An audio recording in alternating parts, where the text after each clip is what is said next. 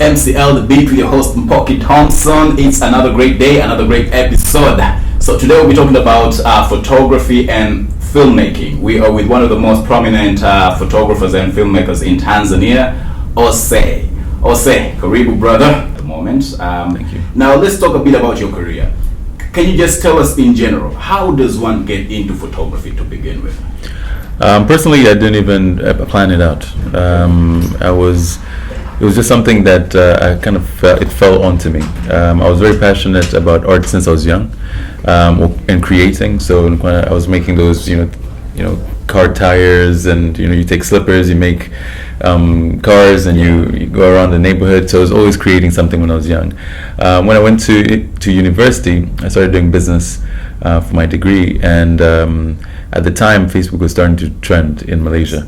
So I picked up, graphic designing to edit my images, and I was doing a lot of manipulation. So after some time, I wanted to edit my own photos. So that's when I, started asking people for a camera.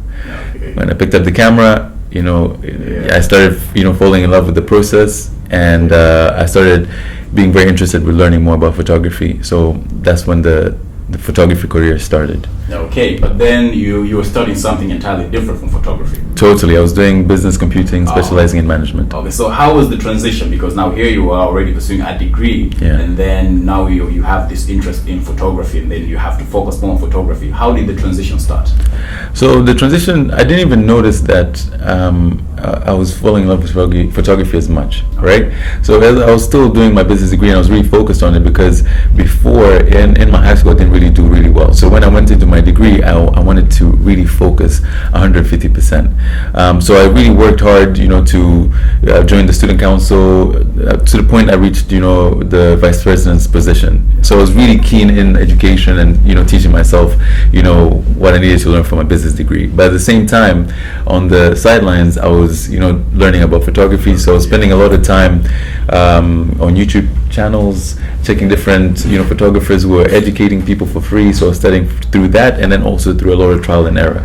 And I didn't, buy a camera. I was borrowing from a friend. Okay. So I was borrowing from a friend. Every once in a while, every weekend, I'll take my camera, I'll ask some friends to go to different locations, take their photographs. And, it slowly started to grow, and it started to evolve, where people started asking me to take their photos. And then that's when I started seeing the potential of actually, making this into a business, because if somebody's asking you for something, it means that they value what you're providing. So because I started doing it a lot more, I started charging a little bit for my work. So you definitely had a modest start in photography. Now, once you realize the potential that lies in photography, did you sort of create a business plan on how you're going to now enter, sort of immerse yourself more into photography? You have a business plan. Okay, now this is what I'm interested in. This is what I want to do in the long run. So did you have a strategic plan, business plan on how to pursue photography? To be honest, I didn't. I think at the time it was more so, okay, I'm doing my degree, and photography was something that I was enjoying. It was somewhat a hobby, because I really enjoyed it. It wasn't like a business. But because I was in Malaysia, and you can't make money in Malaysia, you can't really work, right, when you're on a student visa. Okay. So the only way I was making money was through cutting people's hair and doing photography. So I would go to events, nightclubs, take photos, and because I also taught myself graphic designing, so I'd create flyers for these events, right? So I'll make money here and there, and then as they kept on growing, I started, naturally making it into a business, creating a studio name, having my website, creating business card, creating flyers, having a Facebook page that was for my business. So I didn't do it purposely with an agenda that this is going to be a business. It just naturally started to evolve into a business in itself. I didn't have a clear idea of where it was going to take me. Okay. Yeah. So now, once you started, making something out of photography, what sort of photography did you base into? Was it a general photography, or did you just sort of take a certain route to focus on a certain specific type of photography? Initially, I just started taking pictures of people, but I slowly started, falling in love with fashion photography. So I focused a lot in learning about, fashion photography, and even in my room, I actually had a wall that I stuck magazine photographs of, like fashion editorials, like from the bottom of the wall to the top. So it was just in front of my desk. So every single time I was working, like I would have basically kind of like my vision board. Yeah. For fashion photography. Okay, great. So let's talk about photography as an entrepreneurship opportunity for photographers. Now, here in Tanzania we have quite a number of photographers who do photography. Some do it for passion, but then there are those who do it as a career. So how can one turn photography into a career and benefit from it? I think in terms of turning it into a career, somebody has to really focus on trying to be different. The market is saturated, and a lot of markets, even in the States, even in Europe, it's saturated. You have a lot of photographers, right? And then now with cell phones being really good, also clients, start to assume that they can also capture images themselves. So for you to create a business out of it, you have to provide something that nobody else is able to provide in the market. So the only way you can break into the market and actually have a proper business is actually by showing something different.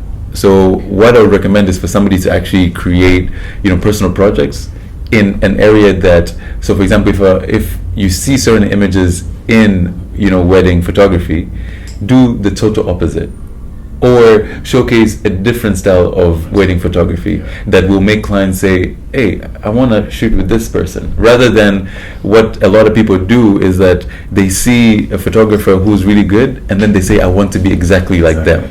Right? So if you want to make an opportunity for yourself, look at who's doing really great and then see what can you do that is different that will make you stand out, rather than looking at what they're doing and exactly wanting to be what they're doing. So so in one of your videos on YouTube, you talked about the stress that comes with the job of being a photographer. So we know that there are photographers who take on quite a lot of workload, and then at the end of the day they get overwhelmed and maybe they are not even able to deliver on the scheduled time. So can you talk about the stress that comes with being a photographer? Because a lot of people might think that he's a photographer, where does the stress come from? But then you, having worked in photography for quite a number of years, can you talk about that stressful side, the mental exhaustion and also physical at times? I think with any business, and I think because of our culture, it's like, always working. People don't want to fail. Like our culture is about that. Like if you fail, the women's Zingo family, like the whole family looks at you in a bad way. Whereas failure is actually a lesson. It's not going to be stuck to you, right? So with photography, when it comes to stress, people don't talk about it because it's not normal for people in our culture to talk about the stresses of our work, right? We just naturally assume, tunapambana, we're just going through it, we're making money, but mental stress and also balancing work and life is very important even in the creative industry.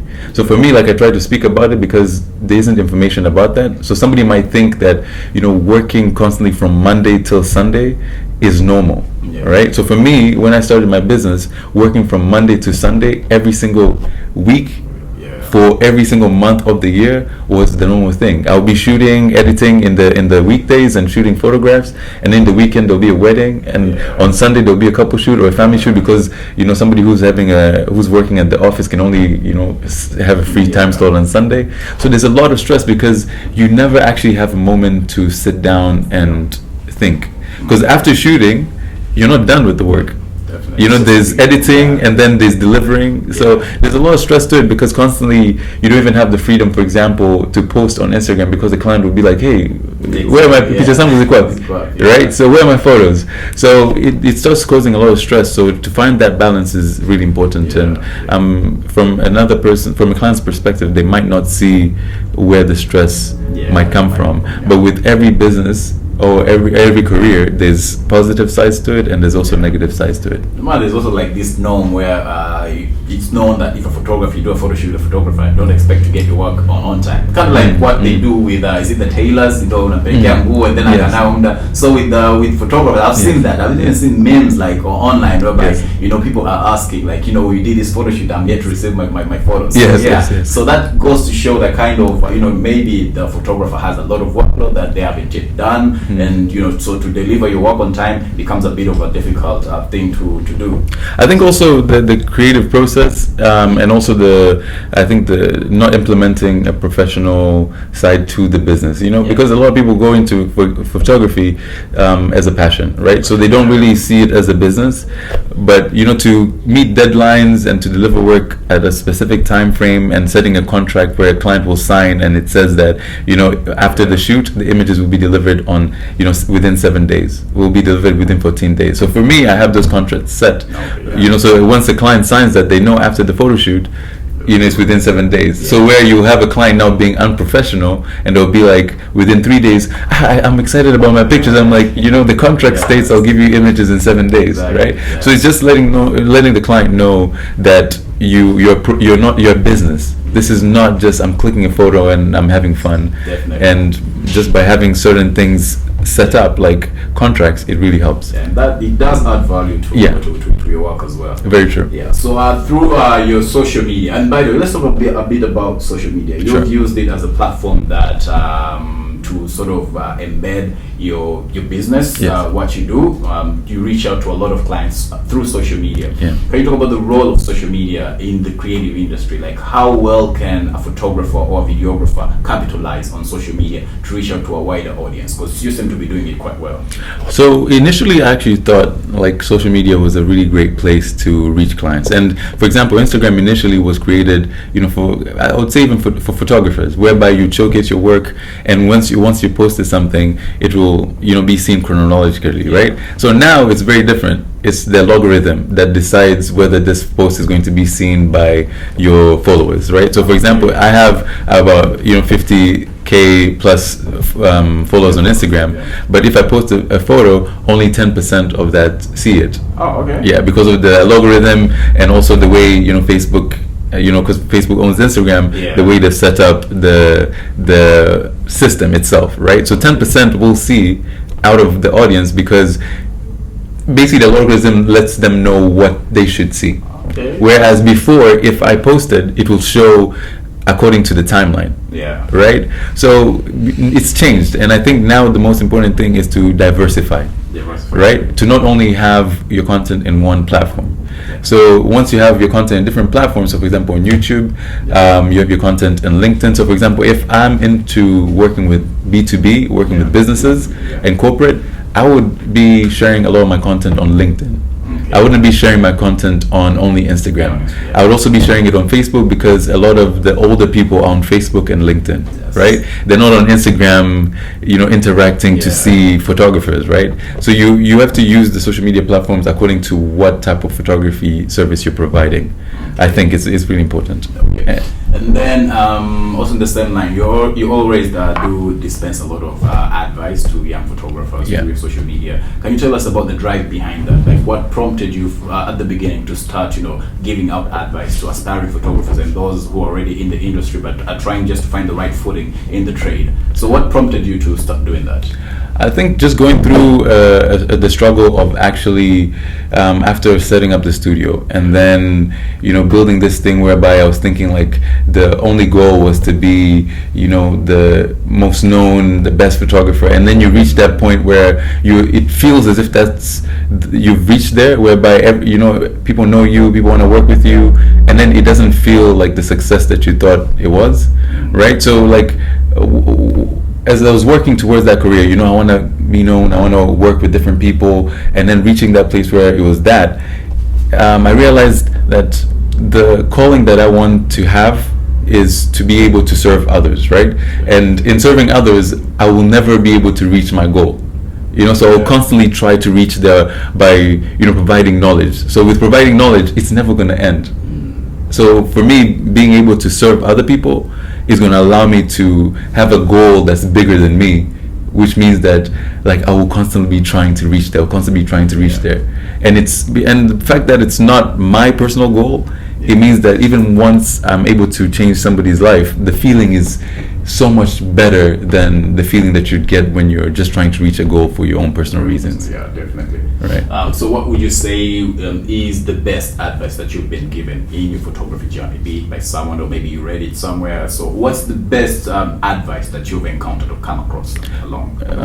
Advice in terms of business, or in terms of like just if you're taking the path of photography? If you're taking the path of photography.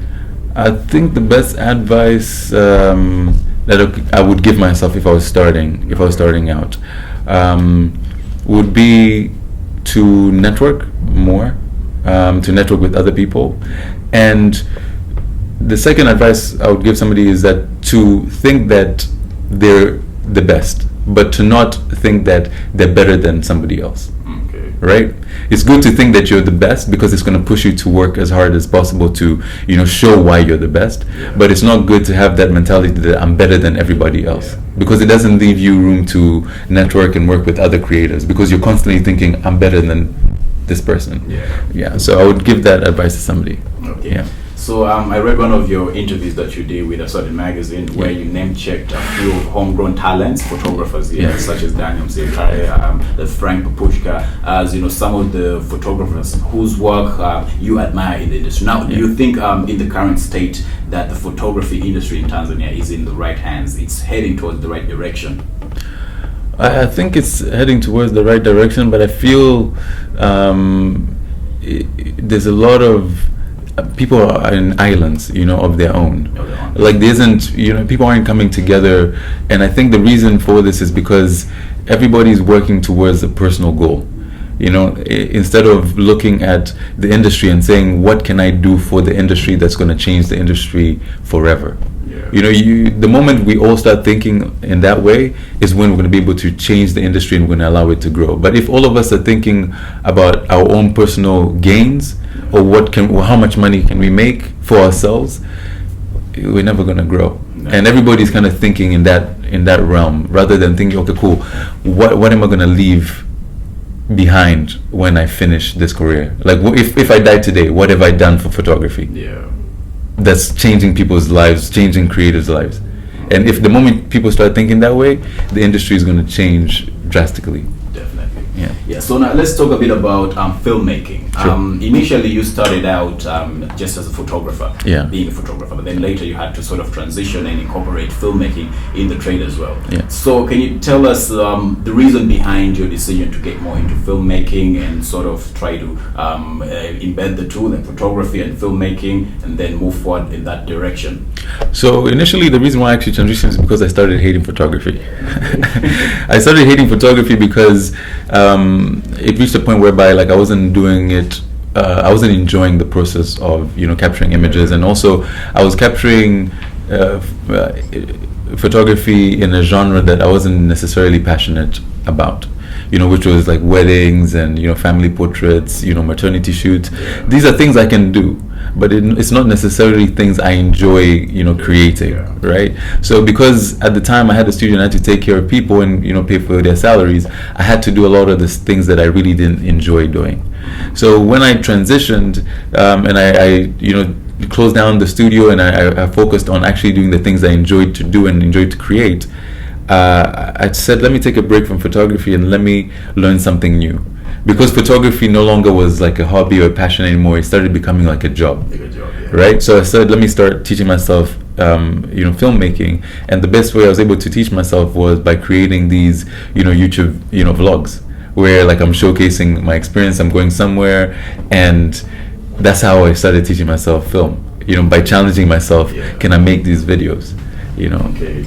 Now, when we talk about your journey into photography, then filmmaking, and up to where you are right now, you've made it definitely, or you're on your way to even becoming a better filmmaker, a better photographer. Let's talk about a support system that you've had backing you up ever since you began. Your family, your parents, because as you said, you started out by studying a degree in something totally different, and then you sort of had to rewrite your career and get into photography. Tell us about the support system that you have. Do you have people who are backing you up, or how is it like in that regard? So I think in terms of the support system, I have a strong support system where my parents aren't they're open-minded. Where when I told them that I'm going to take the path of doing photography and being a creative, they weren't like, oh no, why are you not following your business degree, why are you not getting hired or employed. I'm happy by the fact that they allow me to follow my dream and follow a path of my own and make my own mistakes. I think that's been like the biggest blessing, to be able to have that. and that's helped me a lot along the way of me, building my career, because I didn't have somebody, scrutinizing me, telling me like, yo, what are you doing? Even if the society or the rest of the world was like, yo, piga picha, and for me, initially when I came back, there was still that mentality of, there wasn't respect for a photographer.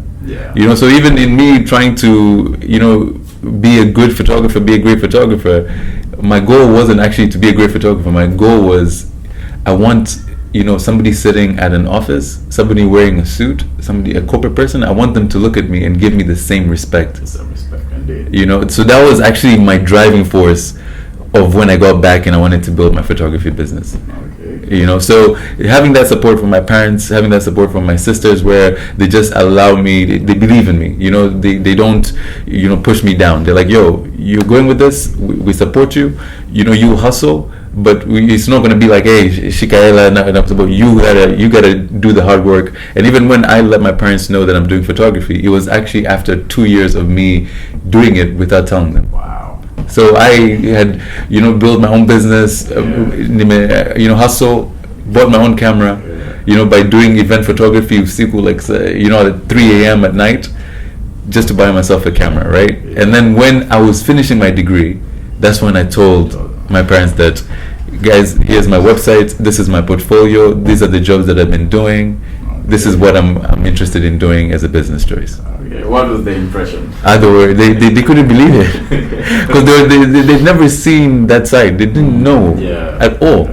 Because when I realized I was passionate about photography, it was in my second year. Second year, okay. I was so close to being like, yo, I want to change to multimedia.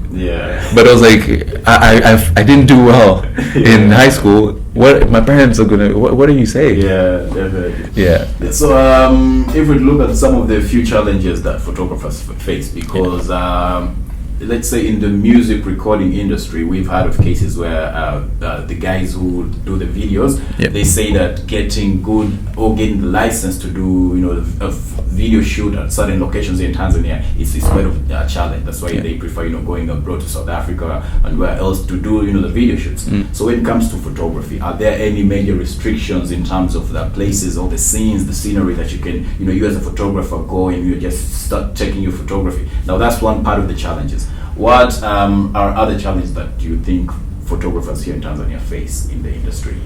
I think it's just the perception, for photographers, right?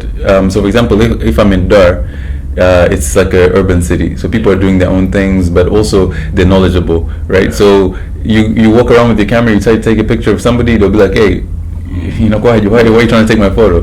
But then it's very different if I travel to, let's say, I go to Zanzibar, right? Zanzibar, they have a culture, they're so used to people capturing the images, and it's like a tourist city.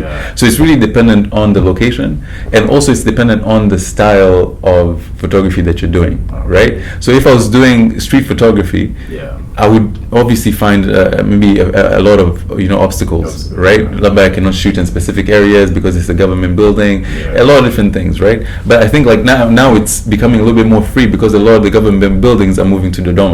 So Dar es Salaam in the city is going to be easier for you to walk around, capture photos, right? So there's always kind of like reasons behind it, but I think it's just dependent on the type of photography that you're doing. So for me, because I'm shooting travel, a lot of the locations when I go, so if I go to a hotel, I don't find those same issues, of like a location, because I'm going there, they already know I'm capturing images, so it's not a big challenge. But it's something that I would like for people to start to understand more, because we are kind of like the vessel of how Tanzania looks like. You wouldn't know how Tanzania looks like if it wasn't for the media, right? So if there aren't any photographs of the bridge, if there aren't any photographs of how Salaam the bridge looks like or the city, how would you know the progress that's happening in Tanzania?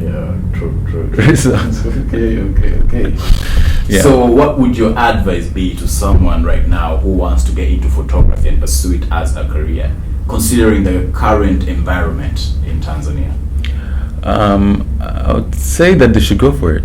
To go for it. But it's just like there's this idea where like I get messages from people where it's like, please can you help me, right? I'm really passionate about photography. Please can you help me, right?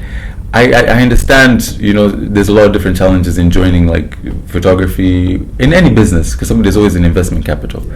But I just want people to know I have that mindset of seeking help rather than let me do the work, let me use whatever I have, let me show what I'm able to do. Right? And then when I reach out to somebody and then I show them like, yo, I've done this. And it's not like, please can you help me? This is what I'm able to do. I would appreciate if there's any input that you can give me that will help me take me to the next level. Okay. You know, rather than that kind of like approach of I can't do it, come save me, like that type of approach. It's not a growing mentality. Like you have to be able to say, like I can do it myself. So for example, with me, I've never had a background in photography education. I've not had a background in film education. I've not had a mentor.